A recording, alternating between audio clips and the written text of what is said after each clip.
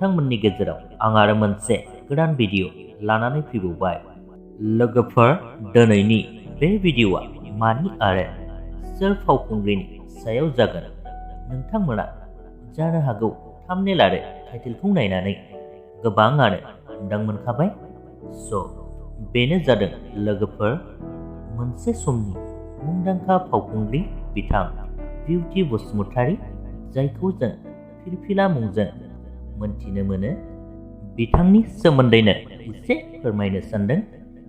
नोंथांमोना भिडिअखौ जागायनायनिफ्राय लानानै जोबजासिम नायलांबानो जाबाय। लोगोफोर, नोंथांमोना बिथांखौ गोबांथारानो सिनायखायो आरो गोबाङानो जानो हागौ सिनाय मोनाखै। मानोना बिथाङा ससियेल मिडियायाव जोबोद खम एक्टिभ थायो। बेनिखायनो बिथांखौ जों गोबां नुनो मोननाय जाया। नाथाय बिथाङाबो मोनसे समाव बर'नि फावखुंग्रिमोन। बिथांनि फाव खालामनाय सावथुनानो जादोंमोन लोगोफोर आंनो फिननाय नांगौ। बे सावथुनाव बिउटि बसुमतारी बिथांजों लोगोसे मुंदांखा फावखुंगुर बिथां सुकबिर कार्जि बिथाङाबो फाव खालामफादोंमोन।